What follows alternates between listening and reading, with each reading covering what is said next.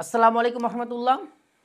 নবম দশম শ্রেণীর গণিত বইয়ের সাধারণ গণিত বইয়ের অষ্টম অধ্যায় বৃত্ত, এই বৃত্ত অধ্যায়টির প্রথম যে উপপাদ্যটি 17 নম্বর উপপাদ্য, এইটি আমরা আজকে প্রমাণ করব। তো দেখো কি বলা আছে 17 নম্বর উপপাদ্যে, যে বৃত্তের কেন্দ্র ও ব্যাস ভিন্ন কোনো জ্যায়ের মধ্যবিন্দুর সংযোজক রেখাংশ ওই জ্যায়ের ওপর লম্ব। তো দেখো আমরা এখানে একটা বৃত্ত নিয়ে নিছি, যেটা হচ্ছে ও কেন্দ্র বিশিষ্ট বৃত্ত, এবং সেখানে হচ্ছে আমরা ব্যাস ভিন্ন একটা জ্যা নিছি, এবি জ্যা। তো আমরা তো জানি যে ব্যাস কাকে বলে, আমরা ব্যাস হচ্ছে কেন্দ্রগামী জ্যা। তো আমরা ব্যাস ভিন্ন একটা জ্যা এবি নিছি, যার মধ্যবিন্দু হচ্ছে এম, আমরা ও এম যোগ করে দিছি। তো আমরা এই কথাটা লিখতে পারি এরকম করে, যে মনে করি ও কেন্দ্র বিশিষ্ট বৃত্তের এবি ব্যাস ভিন্ন একটি জ্যা।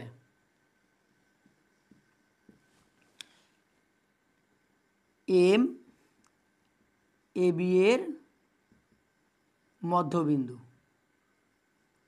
এখন কী করবো আমরা, ও এম যোগ করি, ও এম যোগ করি। আমাদের প্রমাণ কি করতে হবে, আমাদের প্রমাণ করতে হবে, প্রমাণ করি যে আমাদের প্রমাণ করতে হবে এই ও এম এ বি এর ওপর লম্ব। তাহলে প্রমাণ করি যে ও এম লম্ব এ বি, ও এম লম্ব এ বি, এটা আমাদেরকে প্রমাণ করতে হবে। তো দেখো আমরা প্রথমে একটা ও কেন্দ্র বিশিষ্ট বৃত্ত নিলাম, যেখানে আমাদের হচ্ছে এ বি ব্যাস ভিন্ন যা, যেটি কেন্দ্র দিয়ে যায়নি, এম হচ্ছে এ বি এর মধ্যবিন্দু। আমাদের প্রমাণ করতে হবে ওই ও এম হচ্ছে এ বি এর ওপর লম্ব। তাহলে দেখো এইটা প্রমাণ করার জন্য, এটা প্রমাণ করার জন্য আমাদের একটু আরও একটু কাজ করতে হবে, যেটাকে আমরা বলি অঙ্কন, যেটাকে আমরা বলে থাকি হচ্ছে অঙ্কন। দেখো আমাদের কি করতে হবে, এখানে হচ্ছে ও এ এবং হচ্ছে ও বি আমাদেরকে যোগ করতে হবে, ও এ এবং ও বি যোগ করতে হবে। তাই আমরা অঙ্কনে লিখবো হচ্ছে ও এ ও ও বি যোগ করি, ও এ এবং ও বি যোগ করি। তাহলে এখন আমরা প্রমাণে যাই। দেখো প্রমাণ,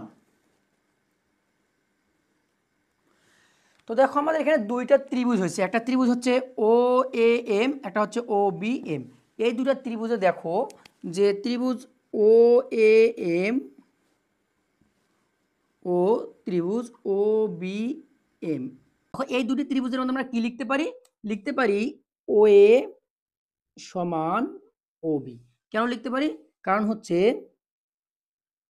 একই বৃত্তের ব্যাসার্ধ, ব্যাসার্ধ একই বৃত্তের ব্যাসার্ধগুলো কি হয়, একই বৃত্তের ব্যাসার্ধগুলো পরস্পর সমান হয়, একই বৃত্তের ব্যাসার্ধগুলো পরস্পর সমান হয়। তাহলে আমরা আবার লিখতে পারি, দেখো যে ও এম সমান হচ্ছে ও এম, ও এম এবং সমান ও এম লিখতে পারি এই জন্য যে ও এম হচ্ছে কি সাধারণ বাহু, কি বাহু, সাধারণ বাহু, সাধারণ বাহু।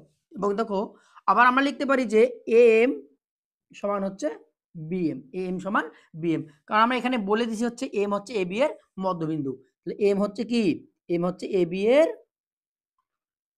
মধ্যবিন্দু। তাহলে দেখো আমরা এখানে এক যে দুইটা ত্রিভুজ নিয়েছিলাম, একটা হচ্ছে ত্রিভুজ ও এ এম ও ত্রিভুজ ও বি এম। এই দুইটি ত্রিভুজের মধ্যে দেখো আমরা তিনটি বাহুকে পরস্পর সমান পাইলাম। যেহেতু তিনটি বাহু পরস্পর সমান হয়ে গেছে, তাহলে আমরা লিখতেই পারি যে সুতরাং ত্রিভুজ ও এ এম সর্বসম ত্রিভুজ ও বি এম, ত্রিভুজ ও বি এম। তার মানে এই দুটো ত্রিভুজকে আমরা সর্বসম প্রমাণ করলাম। যেহেতু ত্রিভুজ দ্বয় পরস্পর সর্বসম, তার মানে ত্রিভুজ দ্বয়ের বাকি যা আছে কোণগুলো কি হবে, পরস্পর সমান হবে। তার মানে এই যে কোণটা আর এই যে এই কোণটা পরস্পর কি হবে, সমান হবে। আমরা লিখতে পারি যে সুতরাং কোণ ও এম এ সমান কোণ ও এম বি, এই কোণ দ্বয় পরস্পর সমান। আবার দেখো যে এই যে কোণ দুইটো, এই কোণ দুইটি একটা হচ্ছে ও এম এ এবং ও এম বি, এই কোণ দুটি দেখো হচ্ছে রৈখিক যুগল, রৈখিক যুগল। তাহলে লিখতে পারি যেহেতু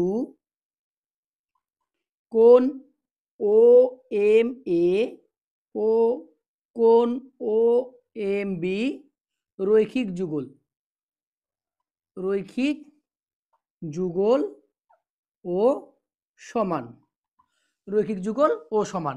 তাহলে আমরা এটা লিখতে পারি যে সুতরাং কোণ ও এম এ সমান কোণ ও এম বি সমান হচ্ছে এক সমকোণ। কি লিখতে পারি আমরা? এক সমকোণ। আর আমরা এটা জানি যে কোনো সরলরেখাকে, একটি সরলরেখাকে অপর একটি সরলরেখা যদি সমকোণে 90 ডিগ্রি কোণে ছেদ করে, তাহলে ওই সরলরেখাটি উক্ত সরলরেখার উপর কি হবে? লম্ব হবে। সরলরেখাটি কি হবে? একটি অপরটির উপর লম্ব হবে। আমরা লিখতে পারি যে সুতরাং যে আমাদের যে ও এম আছে, ও এম হবে এ বি এর উপর লম্ব, এ বি এর উপর লম্ব। এইটা আমাদের ছিল হচ্ছে 17 নম্বর যে উপপাদ্য, এটার হচ্ছে প্রমাণ।